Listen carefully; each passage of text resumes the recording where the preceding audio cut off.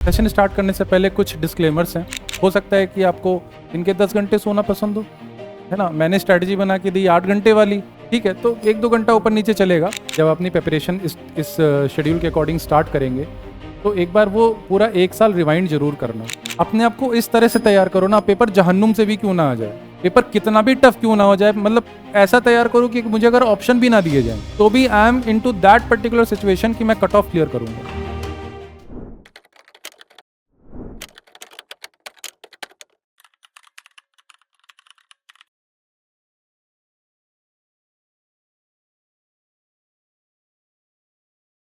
तो session start करें, right.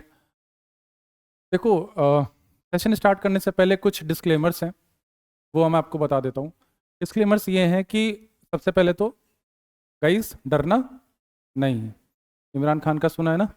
हाँ, ठीक है। तो डरना नहीं है सबसे पहले तो, ओके। ये अब यूट्यूब पे और मार्केट में ऐसे माहौल बनाए जाएंगे कि ये सिलेबस, ये स्ट्रैटेजी अभी 100 डेज की स्ट्रैटेजी आएगी, उसके बाद 75 डेज की स्ट्रैटेजी आएगी, फिर 50 डेज की आएगी, फिर 25, फिर 10 डेज, फिर पता चलेगा कि आखिरी 1 घंटे में क्या करना चाहिए, वही बताओ, है ना। तो इन सब चीज़ों से फेड अवे नहीं होना है। एक अपनी प्रॉपर स्ट्रैटेजी बना लीजिए, और जो हमारे पुराने स्टूडेंट्स हैं दे ऑलरेडी नो कि चीज़ें काम करती हैं, ठीक है। काम कैसे करती हैं, जो एक्सपर्टीज़ है हमारे पास वो हम आपको शेयर करते हैं यहाँ पे, और वो सारा चीज़ें कैसे है कि जो एक्सपीरियंस के भी ऊपर बेस्ड होता है, ठीक है।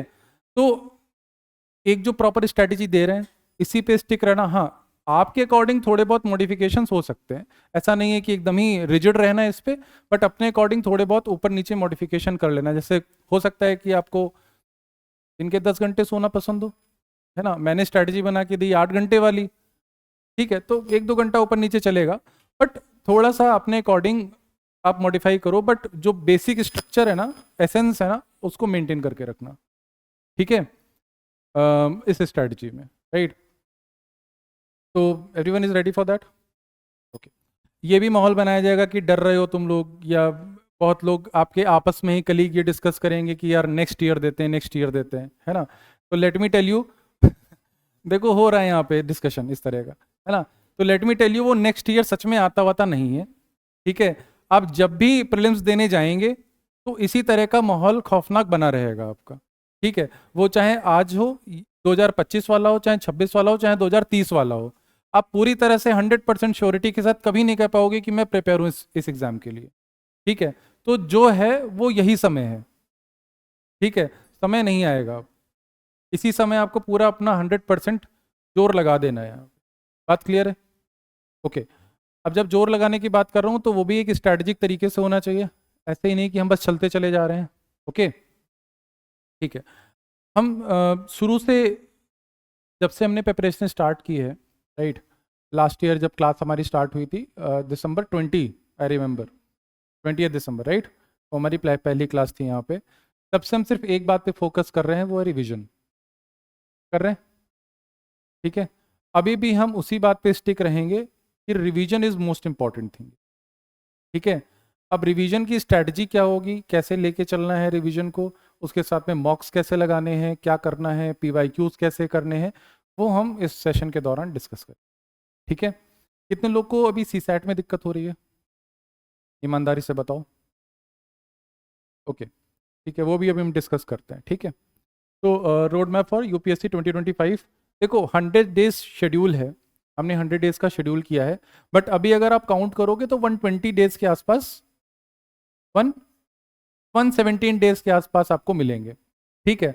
बट ऐसा तो नहीं होगा ना कि आप पूरे 117 दिन पढ़ते ही रहोगे, भाई बीच में बीमार भी तो पड़ोगे, है ना। तो वो भी काउंट कर लें क्या इसी में, ठीक है। कोई बीमार पड़ेगा, किसी का मन नहीं लगेगा, कोई डिमोटिवेट हो जाएगा, राइट, कोई घूमने भी जा सकता है इसी दौरान, राइट। तो वो सारी चीजें हम काउंट करके चलेंगे, तो मतलब हमने कम से कम अपने 15-20 दिन स्पेयर में निकाल दिए हैं, ठीक है। वो हमारे पास बैलेंस रहेगा, बैकअप रहेगा, ठीक है। ये पहली बात तो ये हो गई। दूसरी बात ये है कि पिछले 1 साल में आपने क्या किया है उसका कोई लेना देना अब नहीं है। इन 4 महीनों में जो आप करोगे वही आपका रिजल्ट बनाएगा, वही आपकी किस्मत तय करेगा, ठीक है। और आपको तो पता है कि मिडिल क्लास से या लोअर मिडिल क्लास से हायर क्लास में जाने का शॉर्टकट यही है। पता है कि नहीं पता है? तो इस जब भी आप ये मतलब आज से या कल से या पहली फर्स्ट फेब से जब अपनी प्रिपरेशन इस शेड्यूल के अकॉर्डिंग स्टार्ट करेंगे, तो एक बार वो पूरा एक साल रिवाइंड जरूर करना, ठीक है, कि हम कहाँ से आए थे, क्या सोच के आए थे और क्या करना था हमें, ठीक है। तब थोड़ा ज़्यादा आप फोकस कर पाओगे, थोड़ा ज़्यादा आप समझ पाओगे। अदरवाइज हुआ क्या है कि आप लोग अपनी फ्रेंड सर्कल्स में ना गुम हो चुके हो। ऐसा है कि नहीं है? तो अपने लक्ष्य को ज़रूर एक बार सोच लीजिएगा प्रिपरेशन स्टार्ट करने से पहले, और एक बार सोच लिया फिर उसके साइड में रख दो, फिर लग जाओ पूरी तरह से। इस दौरान आपको अगर 10 घंटे पढ़ने पड़ रहे हैं तो पढ़ो, खाना नहीं मिल रहा है तो पढ़ो, नींद आ रही है नहीं आ रही है फ़र्क नहीं पड़ता है, ठीक है। प्रॉपर मतलब जितना आप दे सकते हैं उतना दे दीजिए, क्योंकि prelims is not that easy, कि आप लोग समझ ही रहे हो फिर, है ना। लगभग 12 लाख लोग फॉर्म भरेंगे। हो सकता है इस बार कम भरें क्योंकि बहुत खौफनाक फॉर्म आया है इस बार, है ना। बट अप्रॉक्स 10 लाख लोग भरेंगे और उसमें से पेपर देने लोग 5.5-6 लाख लोग पहुंचेंगे, ठीक है। और क्लियर कितने लोग करेंगे, तो आप परसेंटेज निकाल सकते हैं, ठीक है। पहली बात। और बात है एक, कि आप अपने आप को इस तरीके से तैयार करो ना, मतलब कि इस तरीके से इस लेवल पे जाके तैयार करो। अब या डू और डाई वाली सिचुएशन है, ठीक है। अब बीच का कुछ नहीं है, या तो मैं हूं या तो यूपीएससी है, बस बात खत्म, ठीक। अपने आप को इस तरह से तैयार करो ना, पेपर जहन्नुम से भी क्यों ना आ जाए, पेपर कितना भी टफ क्यों ना हो जाए, मतलब ऐसा तैयार करो कि मुझे अगर ऑप्शन भी ना दिए जाए तो भी I am into that particular situation कि मैं कट ऑफ क्लियर करूंगा। मुझे कट ऑफ ही तो क्लियर करना है ना, मुझे टॉप तो नहीं करना है, ठीक है। तो पेपर कितना भी टफ आ जाए, चाहे ऑप्शन हो ना हो, क्वेश्चन ही दे दे सिर्फ आपको, फिर भी आप ऐसे माइंडसेट के साथ जाओगे कि मुझे पेपर क्लियर करना है, कट ऑफ क्लियर करना है एनी हाउ, ठीक है। पेपर को देखो, जो करना है उसी 2 घंटे में करना है। अगर किलर माइंडसेट लेके जाओगे तो ऐसा होगा कि कभी कभी नहीं आता हुआ क्वेश्चन भी सही हो जाता है। और अगर डरे हुए एटीट्यूड के साथ जाओगे, यार हम डरे हैं हम डरे हैं, तो पता है क्या होगा कि आते हुए क्वेश्चन भी गलत होने लगते हैं, ओके। तो वो तो हम पूरा पेपर एग्जाम हॉल स्ट्रैटेजी और सारी चीज़ें डिस्कस करेंगे, इवन पीवाईक्यूज भी आपके साथ डिस्कस करेंगे, कोशिश करेंगे कि पिछले 10 सालों के पीवाईक्यूज हम कर लें। बट एकदम क्लियर एटीट्यूड बना लो अभी, कि अगर एग्ज़ाम मैं बैठूंगा या बैठूंगा ही तो मैं क्लियर करूंगा एनी हाउ, कट ऑफ तो मैं क्लियर ही करूंगा। कोई फर्क नहीं पड़ता पेपर टफ है या पेपर इजी है, पेपर टफ होगा तो कट ऑफ नीचे जाएगा, पेपर इजी होगा तो कट ऑफ ऊपर जाएगा, बस बात खत्म। और सच बताऊं, मैं तो मनाता हूं कि पेपर टफ है, क्योंकि हमारे जैसे एक्सपीरियंस लोगों के लिए इजी हो जाता है, ठीक है। तो कोई फर्क नहीं पड़ता पेपर आसान है पेपर टफ है, ये सब बस मार्केट की मनगढ़ंत बातें हैं, ठीक है। और कुछ नहीं, यूट्यूब पे फेम भी तो बटोरना है हमें, ओके। तो पेपर टफ आ रहा है आसान आ रहा है कोई फर्क नहीं पड़ता है। और इस बार मैं आपको बता दूं, कट ऑफ पिछली बार से 2 या 3 नंबर एक्स्ट्रा जाएगी ही जाएगी, इस बात को मान के चलिएगा। उसका भी रीजन है, क्योंकि पिछली बार वैकेंसी कुछ 1000+ थी और इस बार वैकेंसी कितनी है, तो ऑब्वियसली अब जब कम हो रही है वैकेंसीज तो कट ऑफ ज़्यादा जाएगी, 2-3 नंबर तो कट ऑफ ऊपर जाएगा ही जाएगा इस बार से, ठीक है। तो उसके लिए भी माइंड मेकअप करके रखिएगा। टारगेट अगर आप 110 का लेके चलोगे एग्जाम में, या 110 नंबर का लेके चलोगे, तो कहीं आप आसपास कट ऑफ के आओगे, ठीक है। तो टारगेट थोड़ा सा ऊपर ही रखो, 110 115 के आसपास ही रखो, कि आपको इतना स्कोर करना ही करना है। उसकी स्ट्रेटजी हम पूरी भी डिस्कस करते हैं, ठीक है। तो माहौल बना दिया मैंने, शुरू करें? ठीक, चलो। सबसे पहले हम टारगेट्स अपने डिस्कस कर लेते हैं। ये कुछ करने जा रहे हैं, जैसे क्रिकेट खेलने जा रहे हो, तो क्रिकेट जो बाउंड्री है पता होनी चाहिए ना कितनी दूर है, तभी तो छक्के चौके मारोगे। तो पहले बाउंड्री सेट करते हैं, टारगेट सेट करते हैं, उसके बाद फिर हम खेलना शुरू करेंगे, ठीक है। तो पहला टारगेट है आपका,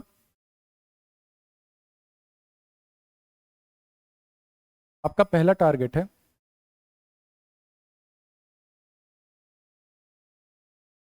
सब्जेक्ट्स रिवीजन, ठीक है। ये हमारा पहला टारगेट है, क्या है, सब्जेक्ट्स का रिवीजन होना चाहिए प्रॉपरली, ठीक है। दूसरा टारगेट है आपका PYQ एनालिसिस। PYQ analysis. आप लोग ने कितने साल के PYQ अभी तक लगा लिए हैं ऑलरेडी? हाँ, 2013 के बाद के सारे, लगभग 10 to 15 ईयर्स के PYQ सॉल्व कर लीजिएगा, और रिवर्स ऑर्डर में चलना है, जैसे 2024, 23, 22 इस तरह से रिवर्स ऑर्डर में चलिएगा। और जो रीसेंट ट्रेंड है ना पिछले 7 सालों का, उसको कैच करने की कोशिश करना, वो हम करेंगे अपनी सब्सिक्वेंट क्लासेस में, वो हम करेंगे। ठीक है, तो PYQ एनालिसिस लगभग 10 साल के तो करने ही करने, इसके बाद 5 साल और ऐड कर देना, +5। ठीक है, फिर आता है हमारा मॉक। अभी मॉक कैसे लगाना है उसकी भी बात करेंगे। ठीक है, विजिबल है ना सभी को? ओके, कलर चेंज कर दें क्या? ठीक, इसके बाद फोर्थ पे आता है आपका करंट अफेयर्स। ठीक है, करंट अफेयर्स के भी हम स्ट्रेटजी डिस्कस करते हैं। तो ये कुछ हमारे टारगेट्स हैं जो हमको अचीव करना है।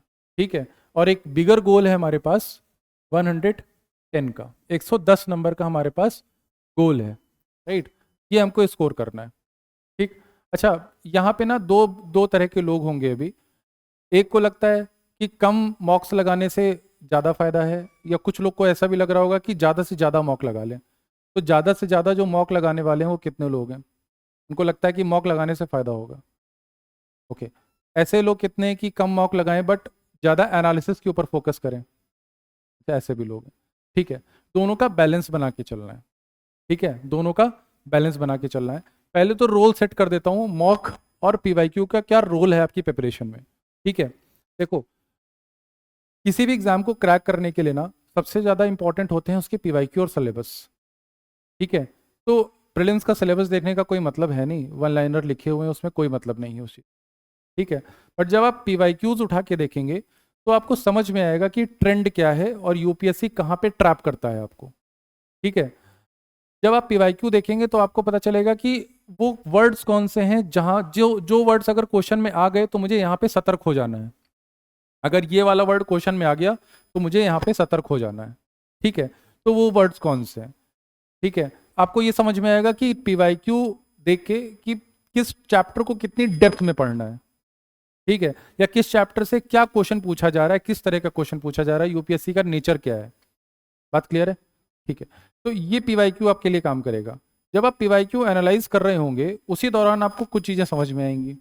ठीक है, वहां से आपको कुछ लगभग 10 या 12 स्ट्रैटेजीज या टेक्निक्स मिलती हैं।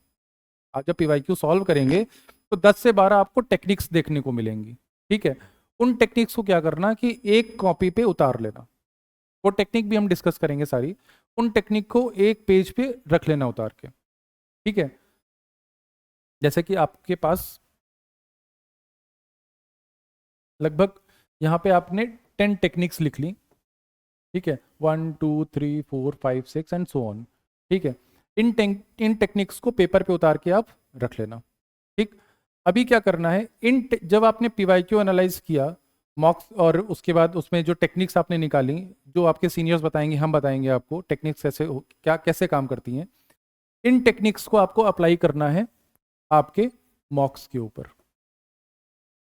राइट, बात समझ रहे हैं? इन टेक्निक्स को आपको अपने मॉक्स के ऊपर अप्लाई करना है।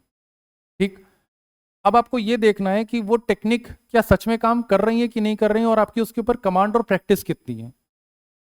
फॉर एग्जाम्पल, मैं अगर आपको एग्जाम्पल दूं, जैसे एक वर्ड होता है ओनली। ठीक है, ये वर्ड होता है ओनली। ठीक, क्वेश्चन आपको देगा, स्टेटमेंट होगी कुछ भी, पहली स्टेटमेंट में ओनली लिखा होगा, इन एनीवेयर इन द स्टेटमेंट।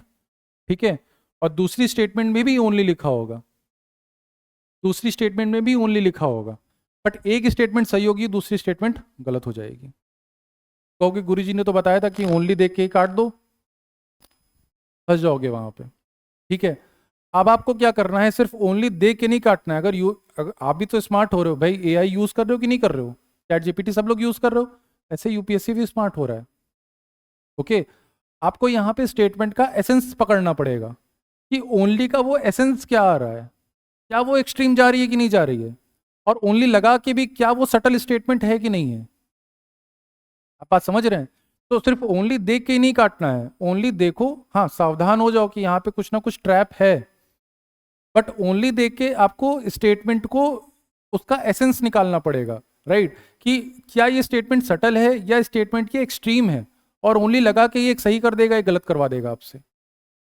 होता है ऐसा? नहीं होता है, ठीक है? तो अब आपको एसेंस समझना बहुत इंपॉर्टेंट है किसी भी स्टेटमेंट का, क्या वो एक्सट्रीम है, एसेंस में एक्सट्रीम है, या वो बस आपको ब्लफ कर रहा है ओनली देके। बात समझ में आ रही है? तो इस तरह से ना आपको टेक्निक निकालनी पड़ेगी और उन टेक्निक्स को अपने मॉक्स पे अप्लाई करना पड़ेगा, ठीक? अभी कैसे मॉक लगाने हैं, कितने मॉक लगाने हैं, उसकी बात करते हैं, ठीक है? और एक एडवाइस आपके लिए और है, जब भी आप अपने ये सेक्शनल्स लगा रहे होंगे ना, जब सेक्शनल्स वाले जैसे पॉलिटी पढ़े, पॉलिटी के 4 मॉक लगा लिए आपने, ठीक है? उस पॉलिटी के सेक्शनल मॉक में कोई भी क्वेश्चन मत छोड़ो। 100 क्वेश्चन है तो 100 के 100 उसको जो है 100 के 100 के आप जो है अटेम्प्ट करिए वहां पे, ठीक है? क्वेश्चन छोड़ने का कोई मतलब नहीं होता है सेक्शनल्स में। एक सेकेंड,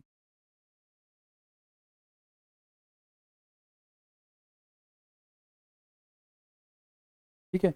एक भी क्वेश्चन छोड़ना नहीं है आपको सेक्शनल्स में, क्योंकि होगा क्या ना कि जब एग्जाम में अनटैकेबल क्वेश्चंस आएंगे आपके सामने, तो उस समय आप कैसे टैकल करोगे वो प्रैक्टिस भी यहीं से करनी है, क्योंकि 100 के 100 क्वेश्चन तो आपको नहीं पता होंगे ना, या 100 में से हार्डली 30 क्वेश्चन भी पता हो तो बहुत बड़ी बात है। ओके, मतलब आप पेपर में जब जाओगे, तो अगर आप 30 क्वेश्चन भी कॉन्फिडेंटली अटेम्प्ट कर ले रहे हो ना, तो ये बहुत बड़ी बात है। 30 से 35 क्वेश्चन नहीं होता है। 2023 में तो कोई 15 क्वेश्चन भी श्योरिटी के साथ नहीं कर सकता था, बट वो भी क्लियर हुआ है, वो भी क्लियर हुआ है, ठीक है? तो अपने ऊपर कॉन्फिडेंस रखो, ठीक है? जो आपने प्रैक्टिस की है। हाँ, एक चीज़ और है, जब एग्ज़ाम आएगा ना आपके पास, जब एग्ज़ाम का 2 घंटा आएगा और सामने पेपर आएगा, तो जितना आपने प्रैक्टिस किया और जितनी स्ट्रैटेजी बनाई है, सब धराशायी हो जाती है वहीं पे, वहाँ पे सब धराशायी हो जाएगा, एग्जीक्यूट करने में हालत ख़राब हो जाती है। तो अपने दिल में ये बांध के जाना, एक बात गांठ बांध लेना कि जो मैंने स्ट्रैटेजी बनाई है, जिसके ऊपर मैंने इतना काम किया, इतना स्वेट, इतना पसीना बहाया है, मैं उसी स्ट्रैटेजी को वहाँ पे अप्लाई करूँगा। ये बात मान लेना मेरी, जिसने कॉम्पिटिटिव एग्जाम्स दिए होंगे वो समझ पा रहा होगा। माइक टाइसन का एक कोट है कि कोई कितनी भी स्ट्रैटेजी बना ले, बट रिंग के अंदर एक मुक्का पड़ते ही सारी स्ट्रैटेजी फेल हो जाती है, ठीक है? तो यूपीएससी भी आपके सामने ऐसी ही सिचुएशन क्रिएट करेगा, ठीक? इसमें एक बात और समझो, जब आप पेपर दोगे ना, उस टाइम पे क्या होगा कि ऐसी सिचुएशन आएगी कि आपको लगेगा कि जो आपने स्ट्रैटेजी बनाई है वो यहाँ पे काम वाम नहीं कर रही है, ठीक है? और उन 2 घंटों में आप फेड अवे होने लगोगे, ठीक? तो वहाँ पे एकदम ही काम कंपोज होके अटेम्प्ट करना है पेपर, और जो स्ट्रैटेजी आपने बनाई है उसी के ऊपर फोकस करना है, ठीक है? उसी के ऊपर भरोसा करना है आपको, अपनी मेहनत के ऊपर पूरा भरोसा होना चाहिए, ठीक है? आपने मेहनत गलत डायरेक्शन में नहीं की, एकदम उचित डायरेक्शन में की है, ठीक? चलो, तो ये कुछ बातें हो गई। टारगेट्स हमने सेट कर लिए अपने, ये हमारे टारगेट्स हैं, ठीक है?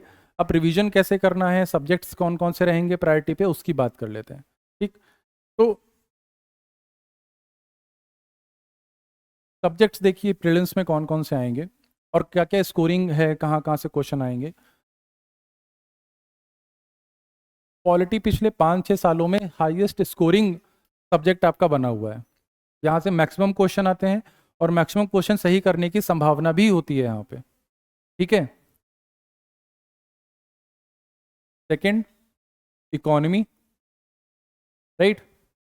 Third, geography. पिछली बार ज्योग्राफी का रेशियो क्वेश्चन में पेपर में बढ़ा हुआ है, राइट? तो ज्योग्राफी। फोर्थ, हिस्ट्री, ठीक? हिस्ट्री में पार्ट्स हैं, एंशियंट,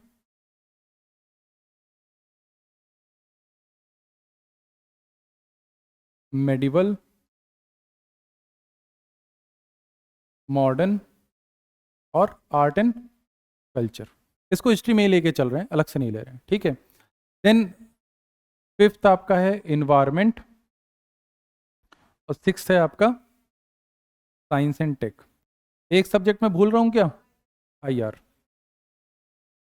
सेवेंथ मान लेते हैं आपका आईआर, ठीक है? बात क्लियर है?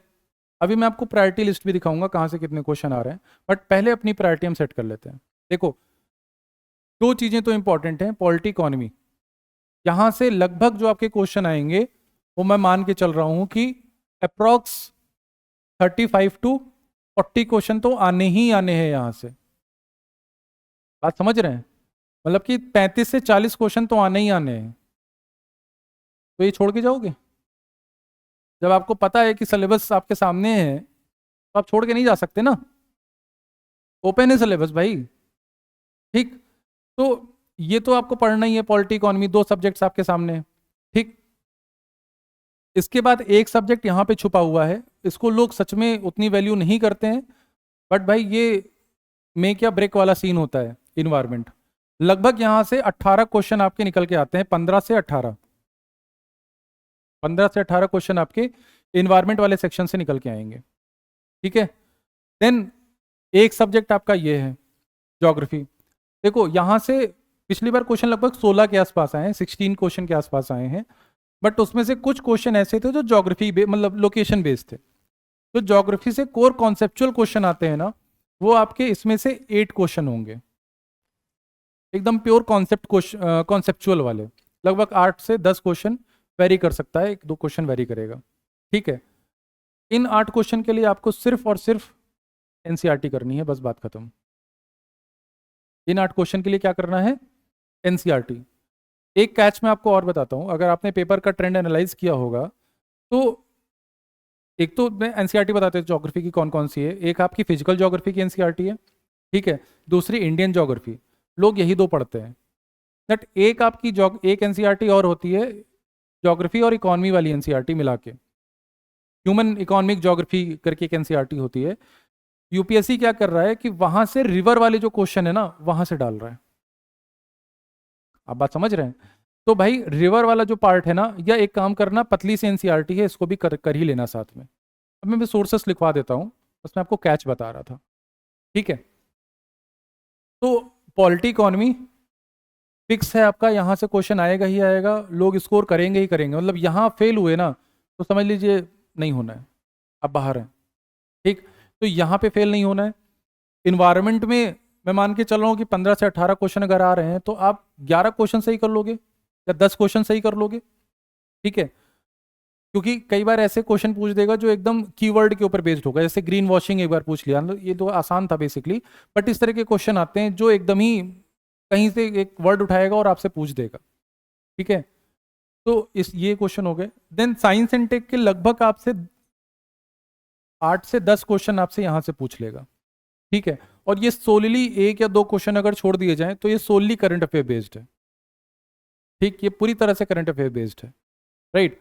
तो 8 से 10 क्वेश्चन आपके यहां से आने वाले हैं।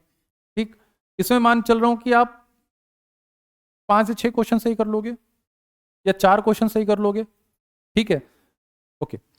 अब बात करते हैं ये जो खौफ है बीच में ये वाला सेक्शन। ठीक है, ये वाला सेक्शन। ठीक, एक एक एक टारगेट सेट करते हैं पहले। देखो, लगभग 35 से 40 क्वेश्चन अगर यहां से आ रहे हैं, मैं 40 एक अपर लिमिट मान के चलो एक बीच का मान लेता हूं 37। ठीक, 37 में से आप कितने क्वेश्चन सही करने की क्षमता रखते हैं? यहां से लगभग आपको सही करने पड़ेंगे 27 या 30 क्वेश्चन के आसपास। 27 to 30 क्वेश्चन आपको यहां से सेट करने पड़ेंगे।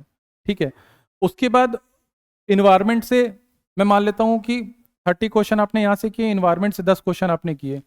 ठीक है, कितने क्वेश्चन हो गए? 40। ठीक है, ज्योग्राफी से आपने 16 क्वेश्चन अगर आए हैं तो इसमें से मान के चलता हूं कि कॉन्सेप्चुअल वाले आप गलत नहीं करोगे, थापा सर ने इतना अच्छा तो पढ़ाया है ये आपको, है ना। इसमें से मान लेता हूं कि 10 क्वेश्चन आप यहां से भी सही करोगे। ठीक है, कितने क्वेश्चन हो गए? 50 हो गए, राइट। अभी साइंस एंड टेक बचा है, 10 क्वेश्चन अगर हैं इसमें से तो मैं मान के चल रहा हूं कि आप 5 क्वेश्चन यहां से भी सही करोगे, 55 क्वेश्चन।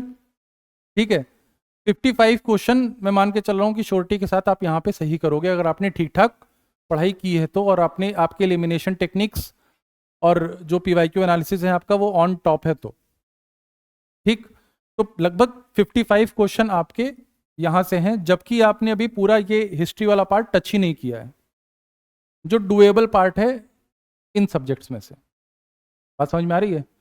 अगर मैं मान लूं कि एंशिएंट मेडिवल मॉडर्न सब मिला के, आर्ट एंड कल्चर मिला के अगर कितने क्वेश्चन आते हैं, 15 के आसपास, 15 में से अगर आप सिर्फ 5 सही कर लो ना, सिर्फ 5 सही कर लो, तो भी आप 60 क्वेश्चन पे बैठ जाओगे। कितने में क्लियर हो आप? प्रीलिम्स क्लियर हो गया? समझ रहे हैं? तो डरने की आवश्यकता तो है ही नहीं ना यहाँ पे। अपने सोने लपन के दिखा दिए क्या मैंने?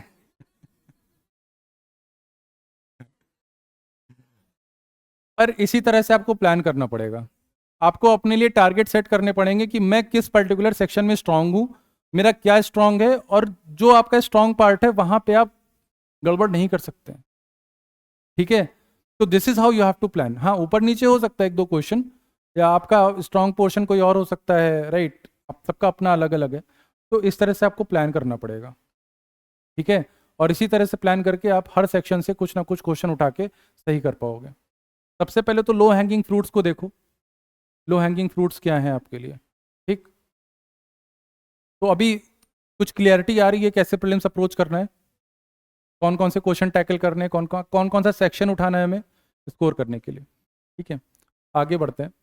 ठीक है, अभी टारगेट सेट कर लिए, एक ओवरऑल मैपिंग ले ली क्वेश्चन के पैटर्न के ऊपर। ठीक है, अब अपने जो 100 डेज है ना, जो हमने 100 डेज डिवाइड किए हैं, ये देख लेते हैं कैसे ब्रेक करेंगे इसको हम। ठीक,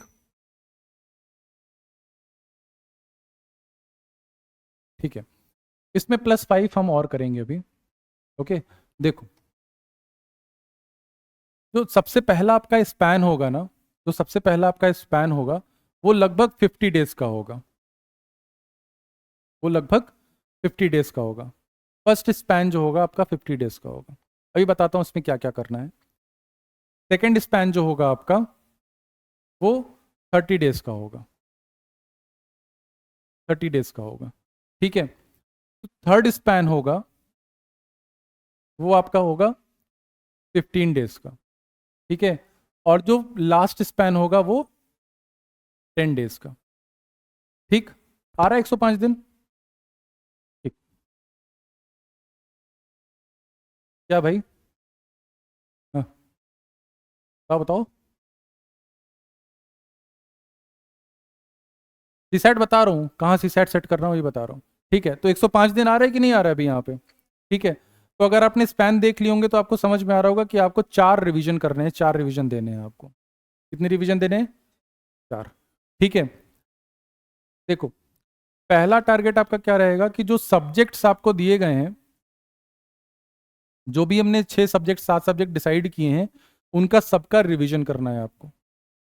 ठीक है, सारे रिवाइज करने हैं। अगर आपने एक बार पढ़ लिए हैं तो आप कर पाओगे। कैसे करना है? जैसे यहाँ पे हमने सब्जेक्ट्स लिखे थे ना, इन सब्जेक्ट्स को डेज वाइज डिवाइड कर दो। डेज वाइज आप ऐसे डिवाइड कर सकते हो, जैसे पॉलिटी को आप दो 10 डेज। पॉलिटी को 10 डेज दे दिए आपने क्योंकि इंपॉर्टेंट है। 10 दिन आपने इसको दे दिए, 10 दिन इकोनॉमी को दे दिए। ठीक है, ज्योग्राफी को आपने लगभग 7 दिन दे दिए। ठीक है, ज्योग्राफी को आपने 7 डेज दे दिए। इसके बाद आप इस पूरे सेक्शन को 12 डेज दे दो। मतलब ये ऊपर नीचे कर लेना आप अपने अकॉर्डिंग। मैं एक आइडिया आपको बता रहा हूँ, एक फ्रेम तैयार कर रहा हूँ। ठीक है, देन इन्वायरमेंट को 7 डेज दे दो। साइंस एंड टेक को आप अकॉर्डिंगली 4 दिन दे सकते हो। ठीक है, और बाकी बचे हुए अपने आईआर को दे दो। IR basically current affair based होगा, और आईआर में जो क्वेश्चन आएंगे वो लोकेशन बेस्ड आएंगे, मैपिंग से और लोकेशन से क्वेश्चन आएंगे।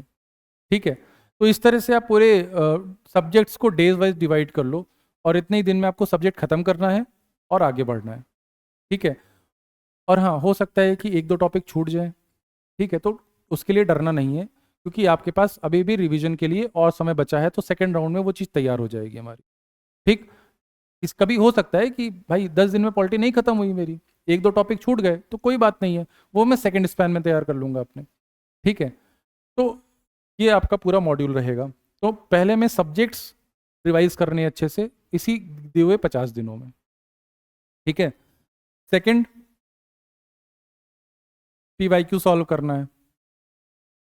ठीक है, पीवाईक्यू सॉल्व करना है, not even we have to solve, we have to even analyse it. Okay, सिर्फ सॉल्व नहीं करना है, एनालाइज करना है। और उसके लिए टेंशन मत लो, कैसे एनालाइज करना है वो मैं बताऊंगा आगे आपको, ठीक है। थर्ड थर्ड मॉक लगाना है और मॉक का एनालिसिस करना है। मॉक लगाना है और मॉक का एनालिसिस करना है, ठीक है। मॉक की जो फ्रीक्वेंसी होगी, जो मॉक की फ्रीक्वेंसी होगी, वो लगभग एवरी फोर्थ डे आपको एक मॉक लगा लेना है। हर चौथे दिन पे एक मॉक लगाना है। हर चौथे दिन पे एक मॉक लगाना है आपको, ठीक है। और एक बात और बता देता हूँ आपको, कई बार ऐसा होता है कि टेस्ट सीरीज आपके सामने होती है, सिलेबस आपके सामने होता है और आप उस सिलेबस को फॉलो करने के चक्कर में अपनी सारी स्ट्रेटजी खो देते हो, ठीक है। तो मेरा एक आपसे निवेदन है कि मॉक्स को अपनी स्ट्रेटजी के अकॉर्डिंग यूज करो, ठीक है। जैसे मेरा ये मानना है कि एक सब्जेक्ट मैंने पॉलिटी पढ़ा, तो पॉलिटी के लिए मुझे 4 मॉक लगाने चाहिए, ठीक है। सब्जेक्ट्स को डिवाइड करो और 4 मॉक सेक्शनल वाले पॉलिटी के लगा लो। मेरे लिए 4 है, आपके लिए 2 हो सकता है, किसी के लिए 3 भी हो सकता है, ठीक है। बट एटलीस्ट 2 तो आप लगा ही लो सेक्शनल वाले, ठीक है। तो जैसे आपने पॉलिटी के लिए 10 दिन डिवाइड किए, पहले 2-3 दिनों में आपने क्या किया कि sectional wise DPSP, fundamental right, preamble, okay, historical underpinnings और ये सारे पार्ट्स अपने कंप्लीट कर लिए और उसका एक मॉक लगा लिया आपने, ठीक। तो इस तरह से आपको सेक्शन खत्म करते रहने हैं और उसके मॉक लगाते रहने हैं, ठीक है। एक बात इसमें और है कि कभी ऐसा हो सकता है कि आपका टारगेट नहीं पूरा हुआ हो और वो दिन आपका मॉक लगाने का दिन हो, तो कोई डरने की आवश्यकता नहीं है, मॉक लगाओ, ठीक है। कई बार ऐसा होगा कि आपके टारगेट्स नहीं पूरे होंगे और आप ये सोचोगे यार अभी तो पूरा नहीं हुआ, पढ़ा नहीं है, तो मॉक नहीं लगाते हैं। बिल्कुल कोई डरने की आवश्यकता नहीं है, आप मॉक लगाइए, ठीक। अगर वो दिन है मॉक लगाने का तो आपको मॉक लगाना है, क्लियर है बात। तो ये हो गया आपका पूरा शेड्यूल इन 50 दिनों के लिए कि सब्जेक्ट्स देखने हैं, पीवाईक्यू लगाने हैं, मॉक लगाना है हर चौथे दिन पे, ठीक है। बात क्लियर एकदम, ओके। अभी मैं आपको डेज, एक दिन का भी स्ट्रैटेजी बता दूंगा कि एक दिन में आपको क्या किस पैटर्न में पढ़ना चाहिए, ठीक, ओके।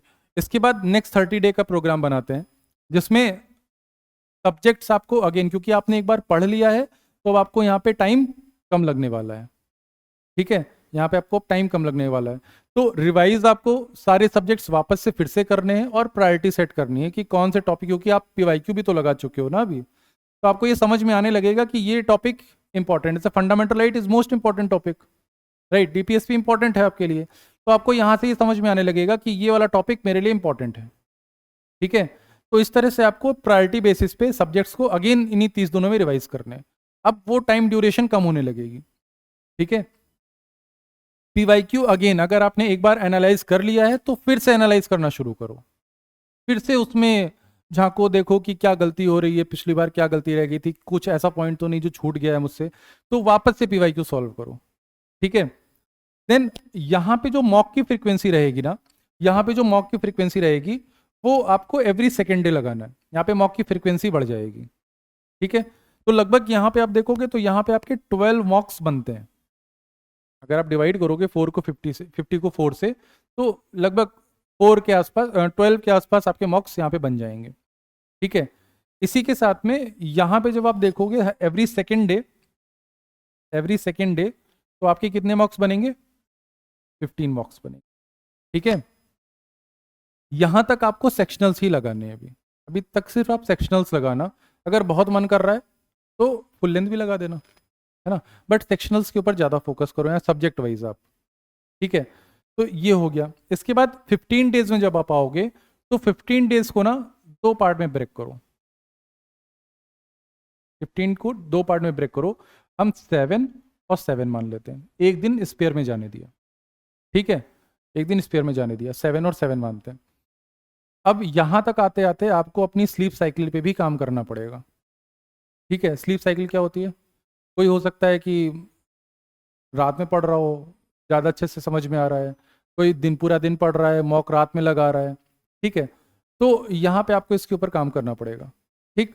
अब करना क्या है, करना क्या है कि इन 7 दिनों में, इन 7 दिनों में आप डेली एक मॉक लगाओ, इन 7 दिनों में डेली सुबह उठ के एक मॉक लगा दो, ठीक। इन 7 डेज में डेली एक मॉक लगा दीजिए,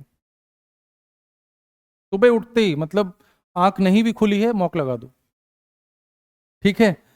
मतलब मैं क्यों बोल रहा हूं उसके पीछे भी रीजन है, राइट। मतलब क्वेश्चन देखते ही ना वो इंस्टेंट आपकी डेवलप हो जाए। बात समझ रहे हैं कि क्वेश्चन देखते ही, मॉक देखते ही, पेपर देखते ही आप एक आपकी इंस्टेंट डेवलप है और आपने क्वेश्चन मार दिया। मतलब अगर आप आंख बंद करके भी क्वेश्चन सही करने की बात मैं कर रहा हूँ, शब्द भेदी बाण, समझते हो ना, तो मैं उसकी बात कर रहा हूँ। मतलब सुबह उठो मॉक लगा दो, ठीक है, ब्रश बाद में करना, समझ रहे हो, तो इस तरह से तो डेली एक मॉक यहाँ पे लगा दो, ठीक। अब रुक जाओ, 7 दिन बाद एक दिन जो आपका बीच में होगा उसमें थोड़ा सोचो कि अभी तक आपने क्या क्या चीजें की हैं यहाँ तक। इस देखो, सेल्फ रियलाइजेशन बहुत इंपॉर्टेंट है, जर्नी में बह नहीं जाना है हमें, बस पढ़ते जा रहे हैं पढ़ते जा रहे हैं पढ़ते जा रहे हैं। अब यहाँ पे जो आपको एक दिन बीच में मिलेगा ना, इसमें थोड़ा सोचना कि इन पिछले कुछ दिनों में हमने क्या कारनामे किए हैं, ठीक है, और अभी हम कहाँ पे स्टैंड करते हैं, ठीक। अब क्या करना है, ये जो डेली मॉक लगाओगे ना, यहाँ पे आप फुल वो जो फुल सब्जेक्ट वाले होते हैं ना, इसमें पूरे 100 क्वेश्चन होंगे। और हाँ, इसमें ना मैं जो मॉक्स की बात कर रहा हूँ, सारे 100 क्वेश्चन के मॉक्स की बात कर रहा हूँ, कोई भी 30-35 क्वेश्चन वाले मॉक्स की बात नहीं कर रहा हूँ। वो आपकी हॉबी है, राइट, आपकी श्रद्धा है, 30-35 क्वेश्चन जहां मिल रहे हैं मार दो, ठीक है, वो आपके ऊपर है, वो मोतीचूर के लड्डू हैं आपके लिए, ठीक है। बट ये मैं फुल लेंथ मॉक की बात कर रहा हूँ जिसमें 100 क्वेश्चन होंगे, मतलब 12 ये वाले, 15 ये वाले और डेली वाले 7, ठीक है। तो ये पूरे 100 क्वेश्चन के मॉक्स हैं, और ये जो 7 पेपर होंगे ना, ये पूरा एज इट इज जैसे फुल लेंथ मॉक आते हैं जिसमें सारे सब्जेक्ट्स होते हैं, वो वाले होंगे। और अपनी सारी स्ट्रेटजी आपको यहाँ पे लगानी है। यहाँ तक तो आप 100 क्वेश्चन सॉल्व करोगे, ठीक। बाकी बचे हुए 7 दिनों में आपको क्या करना है, आपको अपनी साइकिल के ऊपर काम करना पड़ेगा। यूपीएससी का पेपर कितने बजे होता है? हाँ, 9 बजे आप एंटर कर जाते हो, 9:30 बजे आपको पेपर मिलेगा। तो भाई एक शांत जगह बैठ जाओ 9:30 बजे, और दो आपको 2 घंटे में पेपर सॉल्व करना है, ठीक। आपको अपनी साइकिल पे काम करना है एज इट इज, जैसे एग्जाम का पैटर्न होता है वैसे, ठीक है। तो इन 7 दिनों में प्रॉपरली, जैसे एग्जाम होता है ना, तो 9:30 पे आप एक मॉक लगाओ जीएस का। हाँ, मॉक नहीं लगाना है यहाँ पे, अभी एक बात और है, यहाँ पे ना आपको क्या करना है कि यूपीएससी के पैटर्न पे आना है। तो अभी जैसे रिसेंटली कौन सा पेपर हुआ है प्रीलिम्स का, 2024 वाला, तो 2024 का पेपर यहाँ लगाओ, ठीक है। अब मॉक लगाना बंद कर दो आप, ठीक। 2024 का पेपर लगाओ पहले दिन, दूसरे दिन 23 का, ठीक है। इस तरह से पीछे जाते जाओ, लगभग 7 दिन है तो, और बाकी बचे हुए कुछ उसमें से भी, तो लगभग 10 साल के पेपर आप यहीं सॉल्व कर लो, 2024 से लेके और पीछे 10 साल तक चले जाओ, ठीक है। बात समझ में आ रही है? जिससे कि कई बार ऐसा होता है कि मॉक कितना भी अच्छा हो जाए, यूपीएससी का पैटर्न नहीं पकड़ सकता है, ठीक है। तो आपको कई बार ऐसा भी होता है कि लोगों ने 100 मॉक लगाए हैं, ठीक है, और उनका प्रीलिम्स नहीं हुआ है, ऐसी भी घटनाएं हैं, ठीक है। 100 मॉक लगाने के बाद प्रीलिम्स नहीं हो रहा है लोगों का, और वो 100 मॉक ऐसे नहीं लगा रहे थे, वो 100 मॉक में अच्छा स्कोर कर रहे थे, इवन 100 अबव स्कोर कर रहे थे, बट प्रीलिम्स में गए तो गायब हो गए, ठीक है। तो इस वजह से हमको मॉक के ऊपर कमांड तो करनी है, ठीक है, बट मॉक से ज्यादा कमांड करनी है किसके ऊपर? यूपीएससी के ऊपर। और यूपीएससी का पैटर्न कहां से पता चलेगा? पीवाईक्यू। तो 2024 का फुल लेंथ पेपर उठाओ और सॉल्व कर लो, ठीक है। वहां पे फिर अपनी जो आपने टेक्निक्स हमने बात की थी ना, उन टेक्निक्स को अप्लाई करो वहां पे। बात क्लियर है? ठीक। तो कैसे ब्रेक करना है 7 और 7 दिन को, ये बात समझ में आ गई, ठीक है। इसमें सीसैट भी रहेगा आपका, यहाँ पे सीसैट, हाँ सीसैट की पहले से प्रैक्टिस करोगे आप, बट यहाँ पे फिर से पूरे मॉक 24 से लेके पिछले लगभग 18-19 तक सारे सीसैट के पेपर लगा लो, ठीक है। क्योंकि सीसैट, मैं एक बात और बता दूं आपको, आप लोग में से कितने लोग इसकी इंग्लिश बहुत अच्छी है, मतलब ठीक है, कॉम्प्रिहेंशन में कमांड है उनको, ठीक है। देखो, मैं सही बता रहा हूँ, ओवर कॉन्फिडेंट मत होना, ठीक है। क्योंकि जो कॉम्प्रिहेंशन यहाँ पूछे जाएंगे ना आपसे, वो लेट मी टेल यू कि वो इंग्लिश से उनका कोई लेना देना नहीं है। और अगर आपके अंदर कॉमन सेंस है और आपने पीवाईक्यू एनालाइज किया है, तो ही आप उन क्वेश्चंस को सॉल्व कर पाओगे। इंग्लिश बहुत अच्छी होने का कोई मतलब नहीं है यहाँ पे, ठीक है। भरोसा नहीं होगा तो मेरे पास ले आना, मैं बिना कॉम्प्रिहेंशन पढ़े ही आपको सॉल्व करके दे दूंगा, या कितना भी टफ हो। तो it's all about your practice of UPSC. जितना प्रैक्टिस करोगे उतना ही यहाँ कॉम्प्रिहेंशन में अच्छा कर पाओगे, बहुत साफ सीधी सुथरी बात है। तो इंग्लिश पे अगर भरोसा है तो थोड़ा सा काम डाउन हो जाना और पेपर सॉल्व कर लेना एक बार, ठीक है। क्योंकि यूपीएससी का एक पैटर्न है, कहाँ से किस टॉपिक को सही मानता है या किस टॉपिक वो कौन सा टॉपिक उसका फेवरेट है, तो उसका वो पैटर्न है। जब तक आप क्वेश्चन नहीं लगाओगे तब तक आप सीसैट में पैटर्न नहीं पकड़ पाओगे, कॉम्प्रिहेंशन का पैटर्न नहीं पकड़ पाओगे, ठीक है। तो कॉम्प्रिहेंशन पढ़ के यूपीएससी का क्वेश्चन लगाना बहुत इंपॉर्टेंट है। और एक बात और बता दूं कि जब सीसैट के मॉक में आपके बहुत अच्छे नंबर आ रहे होंगे ना, तो उसको रियल मत मानना, ठीक है। उससे क्या होगा कि जो कॉम्प्रिहेंशन यूपीएससी सेट करेगा ना, उस तरह का कॉम्प्रिहेंशन कोई मॉक सेट नहीं कर सकता है। मैं आपको बहुत क्लियर कट बात बता रहा हूँ, ठीक है। तो मॉक यूपीएससी सॉरी जो कॉम्प्रिहेंशंस होंगे वो यूपीएससी वाले ही मानना आप, कि वो उसी तरह के कॉम्प्रिहेंशन पूछेंगे हर बार, ठीक है। तो मॉक सीसैट के मॉक को देख के ब्लफ मत हो जाना बस, ठीक।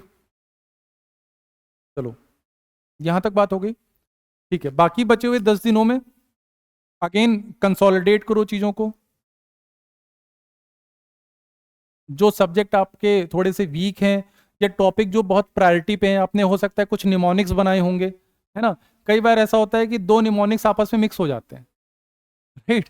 आप जब एग्जाम में याद कर रहे होगे तो दो निमोनिक आपस में मिक्स हो जाएंगे। जैसे अगर आपने शेड्यूल का निमोनिक याद किया होगा और एक आपने याद किया होगा पार्ट्स का, टीयर्स ऑफ ओल्ड पीएम और you can directly fry from US to, इस तरह का निमोनिक आप बनाते हो। मेरे साथ ये हो चुका है, ठीक है। हम पार्ट्स वाले में शेड्यूल का लगा रहे थे और शेड्यूल वाले में पार्ट्स का लगा रहे थे, ठीक है। बट पेपर नहीं रुका, पेपर क्लियर हो गया, ठीक है। तो ये चीज़ होती हैं एग्जाम में, जब प्रेशर आता है ना तो ये चीज़ें लाजमी सी बातें होती ही होती हैं, ठीक है। तो निमोनिक वगैरह कंसोलिडेट करो यहाँ पे। एनसीईआरटी में जो इंपॉर्टेंट टॉपिक्स हैं या जो आपने कुछ टेबल चार्ट्स बनाए होंगे, मैप्स बनाए होंगे, उन सबको यहाँ पे वापस से देखो। और सब्जेक्ट वाइज क्योंकि रिवाइज कर ही चुके हो सब कुछ, तो इस टाइम में आते आते ना मैं बता रहा हूँ आपको, जो लक्ष्मीकांत आपको जिससे डर लगता है वो एक दिन में खत्म होती है। अगर आपने इतने रिविजन्स दिए हैं तो लक्ष्मीकांत 7 से 8 घंटे में खत्म हो जाती है, ठीक है। तो इस तरह से पढ़ना है। बहुत लोगों ने पीडब्ल्यू का सोर्स फॉलो किया होगा, तो आप पीडब्ल्यू का सोर्स कर लेना है यहाँ पे, ठीक। चलो अभी आगे बढ़ते हैं और सोर्सेस की बात कर लेते हैं, ठीक है। सभी के कुछ अपने सोर्सेज होंगे, बट मैं आपको जो यहाँ पे हाईली रिकमेंडेड सोर्सेज होते हैं मैं उसको बता देता हूँ कि आपको कहाँ कहाँ से पढ़ना है। और मेजरली क्वेश्चन गारंटी तो नहीं कह सकते हैं, बट ये सोर्सेज पढ़ के आप क्वेश्चन इजीली टैकल कर लोगे यूपीएससी के, ठीक।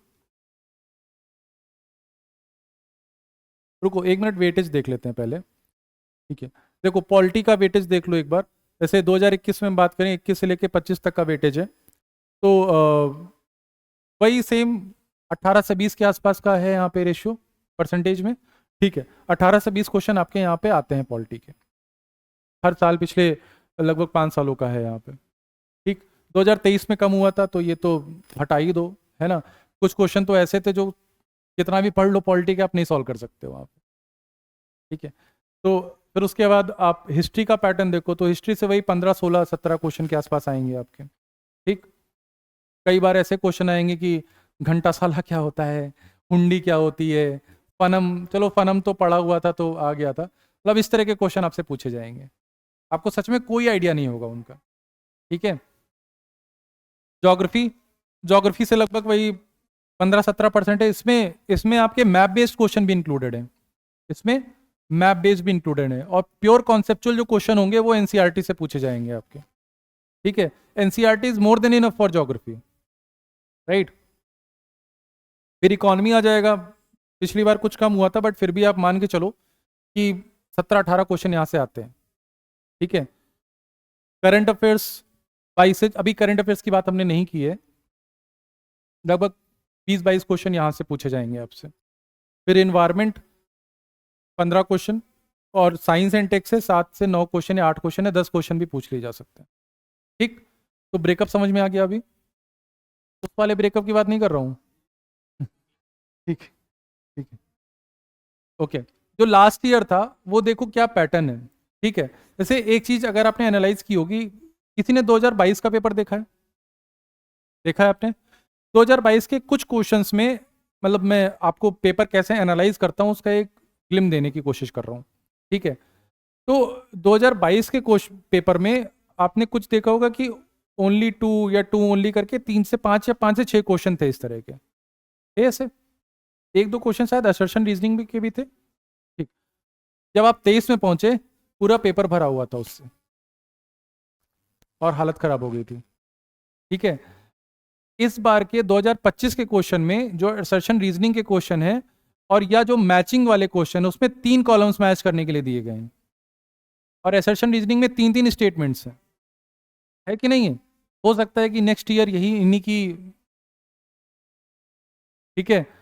तो कोई बहुत ऐसा चौंकाने वाली बात नहीं है, हो सकता है कि नेक्स्ट ईयर यही मेजोरिटी में इस तरह के क्वेश्चन मिल जाए आपको, ठीक है। तो इनके लिए प्लीज रेडी रहना, बात समझ में आ रही है, इनके लिए रेडी रहो आप लोग, हो सकता है कि गेम खेल जाए यूपीएससी, ठीक है।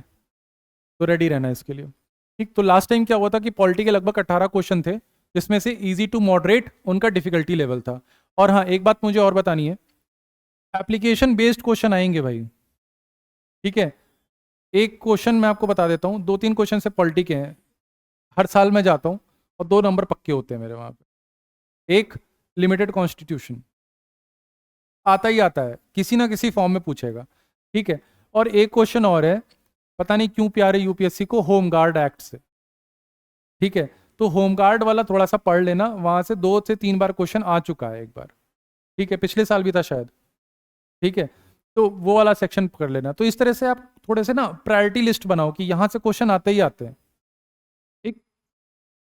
इकोनॉमी में मॉडरेट क्वेश्चन थे और एप्लीकेशन बेस्ड थे। हाँ, आपसे कोई ये नहीं पूछेगा कि सीआरआर क्या होता है, एसएलआर क्या होता है, बट सीआरआर और एसएलआर का एप्लीकेशन पूछेगा एग्जाम में आपसे, ठीक है। तो जब भी क्वेश्चन प्रैक्टिस कर रहे हो तो आपको पता होना चाहिए कि सीआरआर और एसएलआर कम ज्यादा करने पे क्या इफेक्ट पड़ेगा, ठीक है।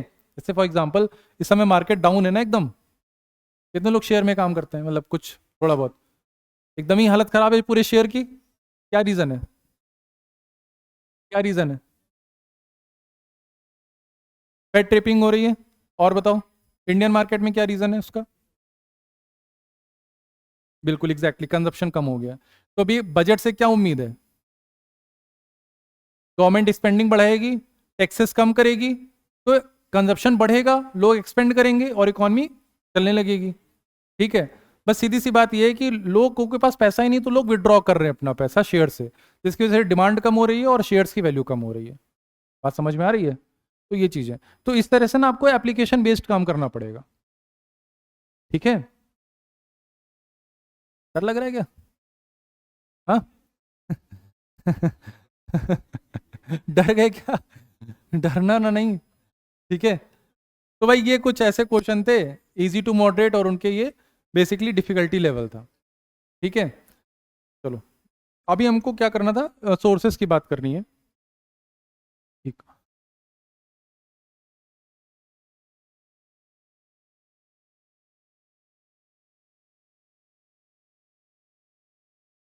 ठीक, क्या हो भाई, ठीक, सोर्सेस की बात कर लेते हैं, क्या, अच्छा, कलर ब्लाइंडनेस है क्या तुमको बढ़िया यार, हम तो कहते हो जाए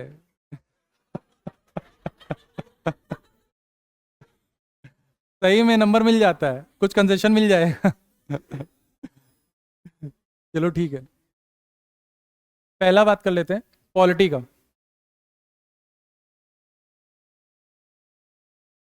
पॉलिटी के लिए जो क्वेश्चंस हैं, पॉलिटी के लिए जो सोर्सेज हैं आपके पास, पहला बताओ, सबसे पहले एनसीईआरटी, पहली आपकी एनसीईआरटी कौन सी है, पॉलिटिकल थ्योरी,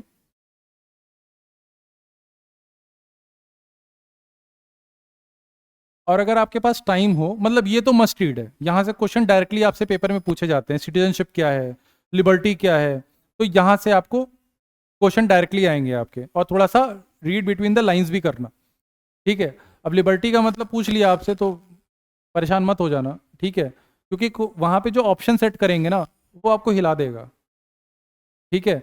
अब लिबर्टी का मतलब ये कैसे हो सकता है, मतलब अगर आपने सही से नहीं पढ़ा है तो लिबर्टी का मतलब वहां पे आपको ये निकाल के देगा कि गवर्नमेंट आपके लिए ऐसे कुछ ऐसा एटमॉस्फेयर बनाए जहां पे आप अपने पोटेंशियल को फुल्ली रियलाइज कर पाओ। ये लिबर्टी का कॉन्सेप्ट दिया था यूपीएससी ने अपने क्वेश्चन में। ठीक है, तो इस तरह से आपको एनालाइज करना पड़ेगा, रीड बिटवीन द लाइंस करनी पड़ेंगी लिबर्टी के बारे में। ओके, और ये कैसे पता चलेगा? पीवाईक्यू एनालिसिस से। ठीक। सेकंड है, मैं सेकंड एनसीईआरटी लिख दे रहा हूं, Indian constitution at work.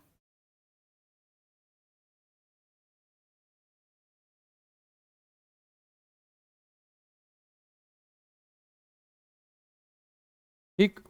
But अगर टाइम अलाउ ना करे तो इसको स्किप भी कर सकते हो, क्योंकि ये सारी चीजें आपके लक्ष्मीकांत में या जो आपने पीडब्ल्यू की बुक फॉलो की होगी उसमें मिल जाएगा। ठीक है, तो आप, और साथ में फिर तीसरी चीज है स्टैंडर्ड बुक।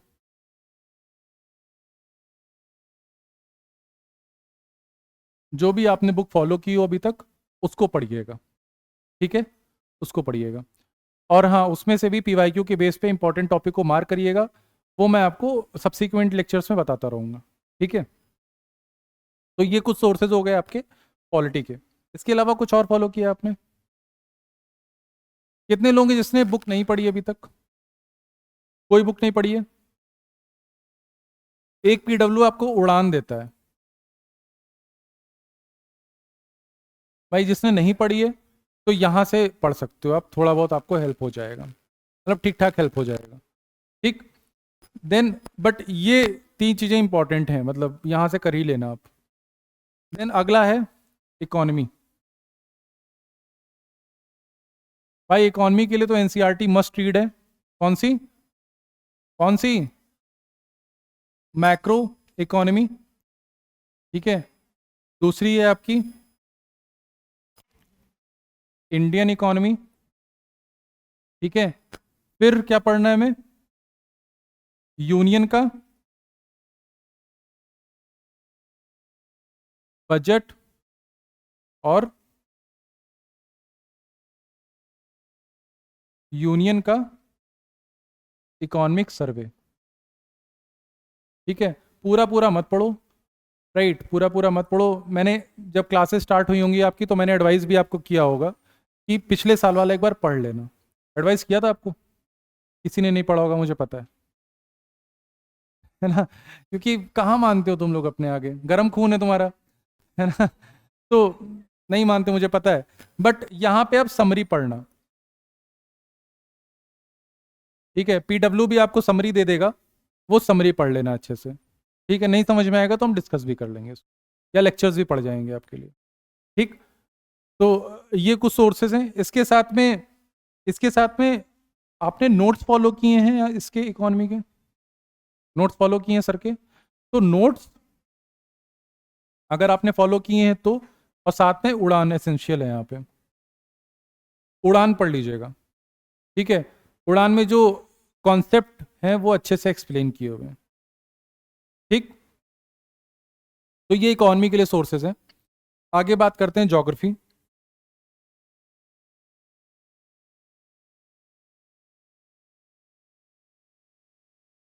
ज्योग्राफी के लिए अगेन एनसीईआरटी इंपॉर्टेंट है। पहले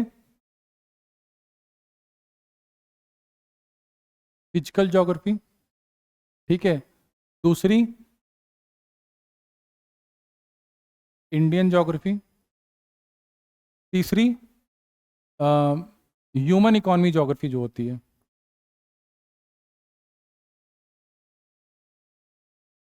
स्पेशली फॉर रिवर्स वाला सेक्शन, स्पेशली रिवर्स के लिए।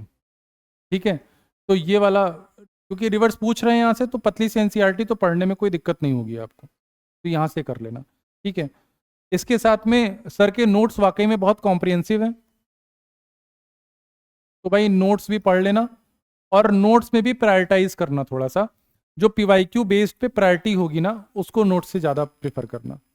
ठीक है, क्योंकि 8 सवाल आने हैं, अब 8 के लिए आप, है ना, तो थोड़ा सा प्रायोरिटाइज करके पढ़ना उसको। ठीक। देन अगेन हिस्ट्री की अगर मैं बात करूं तो देखो, हिस्ट्री ऐसा सब्जेक्ट है ना कि बहुत मेहनत करोगे तो इसका आउटपुट उतना नहीं आता है, जीरो की बात नहीं है, बट उतना नहीं आता है जितना आप इसमें मेहनत डालेंगे। ठीक है, तो एंशंट के लिए एनसीईआरटी आर एस शर्मा, ठीक है। मेडिवल के लिए सतीश चंद्रा,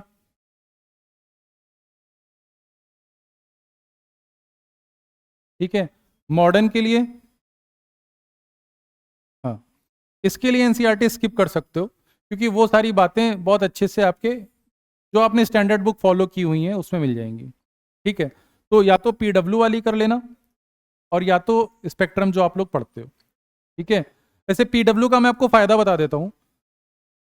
कुछ क्वेश्चन ऐसे होते हैं जो मतलब थीम बेस्ड होते हैं, वो आते ही आते हैं आपके। जैसे मैं अगर बात करूँ तो ट्राइबल रिवोल्ट्स की या अपराइजिंग्स की, है ना, तो जब पीडब्ल्यू के लास्ट में जाओगे ना, उनकी किताबों के लास्ट में जाओगे, तो उनकी पूरी लिस्ट बनी हुई, चार्ट दिया हुआ है। तो वो मेहनत आपको खुद नहीं करनी पड़ेगी, वो मेहनत ऑलरेडी पीडब्ल्यू ने की हुई है, तो आप वहाँ से चीज़ें उठा सकते हो रेडीमेड तरीके से। ठीक है, स्पेक्ट्रम में नहीं मिलेगा। नई वाली में है क्या?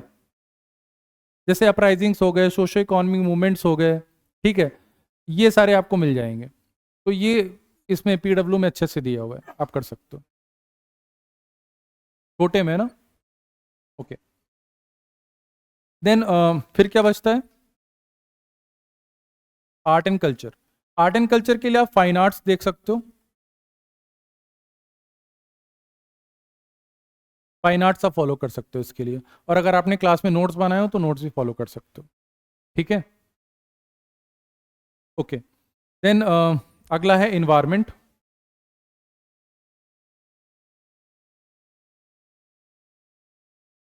इन्वायरमेंट के लिए आप देखो, क्वेश्चन आता है बायोलॉजी के, क्लास 12 की बायोलॉजी जो है ना एनसीईआरटी, उसके लास्ट के 4 चैप्टर से, जैसे वो वाले क्वेश्चन हो, कमेंसिमिलिज्म, और जो स्पीशीज वाले कुछ क्वेश्चन हैं, राइट, वो आ जाते हैं यहाँ से। तो भाई कर लेना इसको। ठीक है, तो बायो क्लास 12 लास्ट 4 चैप्टर्स, ये कर लेना इसमें।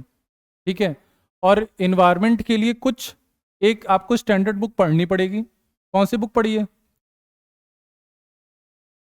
ठीक है, कौन सी बुक पढ़ी स्टैंडर्ड वाली? अच्छा, तो उस बुक से ना सेलेक्टेड टॉपिक ही पढ़ना। सेलेक्टेड टॉपिक्स आपको नहीं पता है कौन कौन से टॉपिक पढ़ने इन्वायरमेंट में? पता है कि नहीं पता है? ठीक है, वो मैं डिस्कस कर लूंगा, बट पूरी किताब नहीं पढ़नी है आपको, कुछ सेलेक्टेड टॉपिक ही पढ़ने हैं इसमें, जहाँ से क्वेश्चन आते हैं, राइट। ऐसे पूरा मत पढ़ने लगिएगा। ठीक है, चलो। या तो आप इसमें उड़ान भी देख सकते हो, उड़ान भी अच्छी है, उड़ान भी अच्छी है। हाँ, आ तो गई है, अभी नहीं आई है। चलिए देखते हैं। ठीक है, देन लास्ट है आपका science and tech. Science and tech के लिए नोट्स जो आपने पढ़े हो, इसमें देखिए साइंस एंड टेक आपका करंट अफेयर से ही आएगा मोस्टली, तो नोट्स, करंट अफेयर्स, और साथ में उड़ान। ठीक है, तो अभी सोर्सेस सारे क्लियर हो गए कि कहाँ से कितना पढ़ना है, क्या पढ़ना है। बात क्लियर है? इससे कोई डाउट है तो बताओ अभी तक। कोई डाउट है? चलो, अब डाउट है, आप डाउट आता है आपके करंट अफेयर्स वाले पार्ट में, राइट। तो करंट अफेयर्स के लिए क्या सोर्सेस फॉलो कर रहे हैं आप लोग? मंथली मैगजीन वाले कितने हैं? ओके, कितने लोग वेट कर रहे हैं कंपाइलेशंस का, या कंपाइलेशन आ भी गए होंगे अभी तक? कंपाइलेशन वाले कितने हैं? देखो, जिसने मंथली मैगजीन, सुन लो क्या कर रहे हो, देखो जिसने मंथली मैगजीन शुरू से पढ़ी है पिछले मार्च के महीने से, ठीक है, तो वो मंथली मैगजीन को पढ़ो। ओके, क्योंकि आपने वो ऑलरेडी पढ़ा हुआ है, और उसी के ऊपर रिलाई करो। बट अगर आपने नहीं पढ़ा है, या कुछ मंथली मैगजीन्स स्किप हुई हैं, तो आप मंथली मैगजीन्स के पीछे टाइम वेस्ट करने का समय नहीं है आपके पास, आप कंपाइलेशन उठा सकते हैं। ठीक है, और कंपाइलेशन में एक चीज होती है कि इतनी ज़्यादा इंफॉर्मेशन कंटेंट होता है ना, कि वो संभाल नहीं पाओगे आप। ठीक, तो इस वजह से मल्टीपल रिविजन्स भी देने हैं आपको, इस बात का भी ध्यान रखिएगा। ठीक, तो इन चीज़ों को थोड़ा सा बैलेंस करके चलना। या तो आप एक चीज़ को फॉलो करना, या तो कंपाइलेशंस और या तो मैगजीन, दोनों को मत पढ़ने लग जाना। ठीक है, हाँ, 1 साल का कर लीजिए, मतलब 12 से 13 महीने का कर, कह तो रहा हूँ 1 महीने का आने वाले, मतलब अच्छा, तो एग्जाम से 1 महीने पहले तक का कर लेना। ठीक है, 1 महीने पहले तक कर लेना। देखो, कुछ लोग मुझसे डिफर भी करोगे, ठीक है, बट मैं एग्जाम के 1 महीने पहले तक, प्रीलिम्स एग्जाम के 1 या 1.5 महीने पहले तक न्यूज़पेपर पढ़ता था डेली। ठीक है, क्योंकि वो थोड़ा सा करंट में रहने में और ट्रेंड में रहने में मेरी हेल्प करता था। आप चाहो तो कर सकते हो, और चाहो तो नहीं भी कर सकते हो, बट मेरा तो पर्सनली है कि मैं एग्जाम के 1 या 1.5 महीने तक पहले तक न्यूज़पेपर पढ़ा हूँ। सिर्फ मैंने 40-45 मिनट दिए हैं, बट मैंने पढ़ा जरूर है। ठीक है, तो ये आपके ऊपर डिपेंड करता है कि आपको क्या करना है। ठीक है, अभी सोर्सेज को लेके कोई दिक्कत है?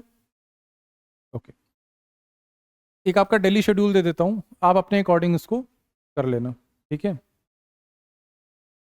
देखो, 6 बजे सभी लोग उठ जाते होंगे।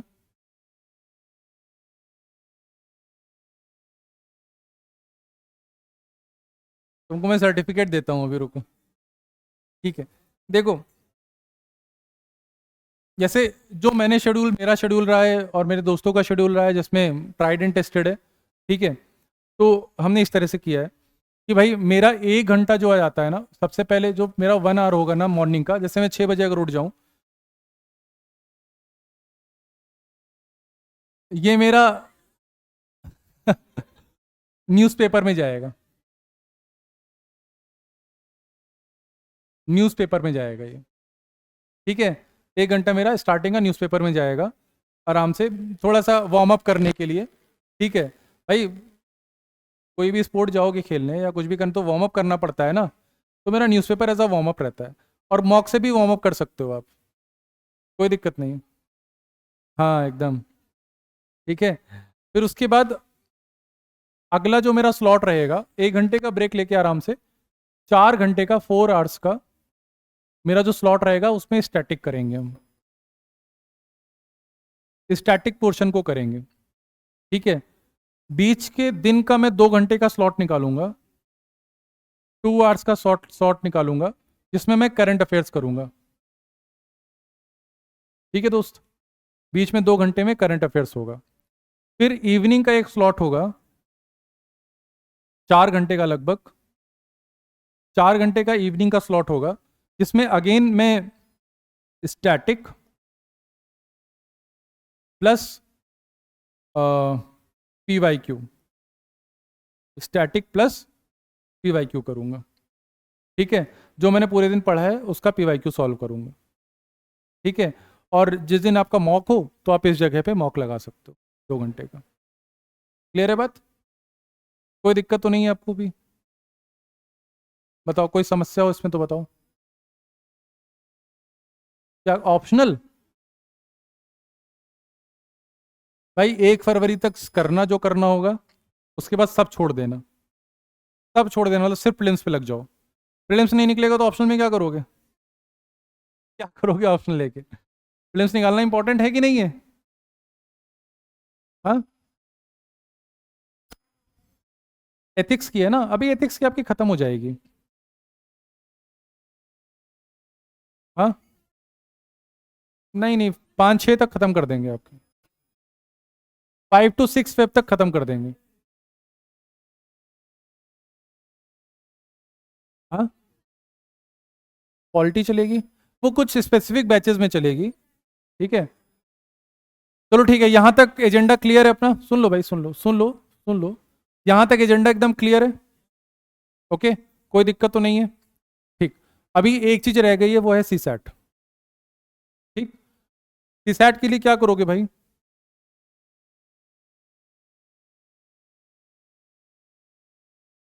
देखो, कई बार ऐसा होता है ना, कई बार ऐसा होता है सीसैट में, आर्यन सीसैट में ही दिक्कत हुई थी पिछली बार।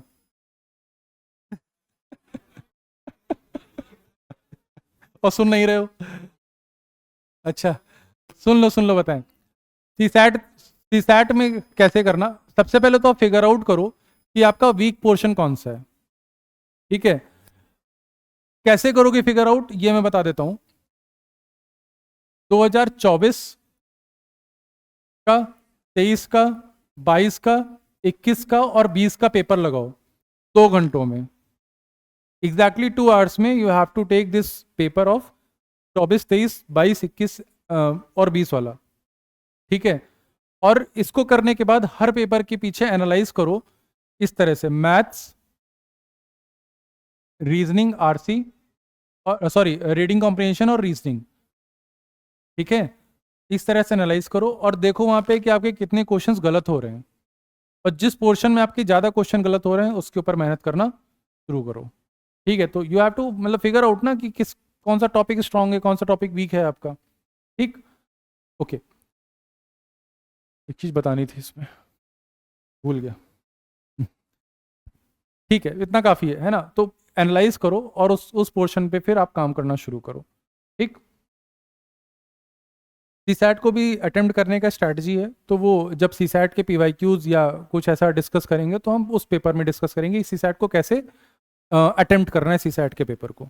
ठीक है, और एक बात और है, किसी को ऐसा लग रहा है कि उसकी मैथ बहुत स्ट्रांग है, रीजनिंग बहुत स्ट्रांग है, वो आरसी नहीं करेगा, कोई ऐसा है? बिना आरसी के आप पेपर नहीं क्लियर कर पाएंगे सीसैट का। मिनिमम अटेम्प्ट आपका 55 के आसपास होना चाहिए, इसमें से आरसी भी एक बहुत इंपॉर्टेंट रोल प्ले करेगा, और उसके साथ में मैथ्स और रीजनिंग आपको करना पड़ेगा। मतलब अब ऐसा नहीं हो सकता है, पहले ऐसा होता था, मतलब आज से 2-3 साल पहले, कि आपका कोई एक पोर्शन वीक है तो आप उसको छोड़ के चले जाते थे, आपका हो जाता था। बट अब नहीं होता है, आपको तीनों पोर्शन में थोड़ा थोड़ा डालना पड़ेगा। 2 पोर्शन आपके स्ट्रांग होने चाहिए और एक थोड़ा वीक हुआ तो चलेगा। ठीक, चलो अब हाँ, आप कुछ सेलेक्टेड टॉपिक्स उठाइए, है ना, और उसके ऊपर काम करना शुरू किया। नंबर सिस्टम है, वहां से क्वेश्चन आना ही आना है। ठीक है, परसेंटेज है, वहां से क्वेश्चन आना ही आना है। तो इस तरह से आप कर सकते हैं, टॉपिक उठा लीजिए, प्रायोरिटाइज कर लीजिए और उसमें मेहनत कर लीजिए। वो जब सीसैट डिस्कस करेंगे ना तब जरूर बात करेंगे। ठीक है, तो अभी एजेंडा एकदम क्लियर है, तो बताओ, नहीं कुछ भी दिक्कत हो इसमें तो बताओ। है, प्रायोरिटी सब्जेक्ट्स की बात कर ली, डेली शेड्यूल की बात कर ली, करंट अफेयर्स की बात कर ली, सीसैट की बात कर ली। ठीक, ओके, डन। वाइंड अप करें, कोई क्वेश्चन हो तो बताओ। और डरना वरना नहीं है, एकदम मोटिवेट रहो, पेपर दो, जरूर क्लियर होगा। ठीक है, thank you so much, have fun.